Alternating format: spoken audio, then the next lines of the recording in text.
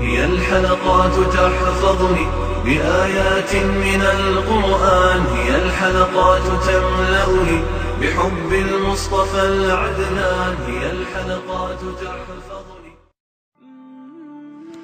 الحمد لله والصلاة والسلام على رسول الله وعلى آله وصحبه ومن والاه. اما بعد، برادران و خواهران عزیز، یک روز قبل از عید قربان را روز عرفه می گویند. فضیلت روزه گرفتن در این روز در احادیث پیامبر خدا صلی الله علیه و سلم وارد شده است که آن کفاره گناهان یک سال گذشته و یک سال آینده می شود. برادران و خواهران عزیز، و این حدیث گوهربار پیامبر خدا صلی الله علیه و سلم خوب گوش اندازید. حضرت ابو قتاده رضی الله عنه می فرماید که پیامبر خدا صلی الله علیه و سلم فرمودند: روزه گرفتن در روز عرفه کفاره گناهان سال گذشته و سال آینده است. روایت مسلم، ترمذی، ابن ماجه و حاکم.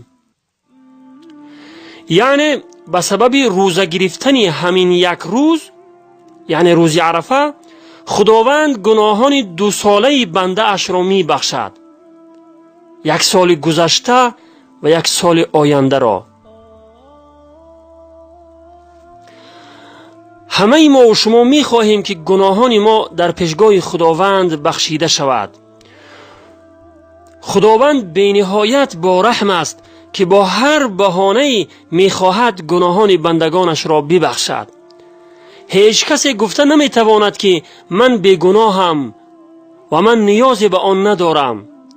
خواه مخواه از بنده گناه صادر می شود، ولی ببینید که با چه بهانه های خداوند می خواهد گناهان بندگانش را ببخشد. سبحان الله. برادران و خواهران عزیز، فراموش نکنید که در پیش یک فرصت خیلی ارزشمند داریم. روز عرفه، 1 روز پیش از عید قربان.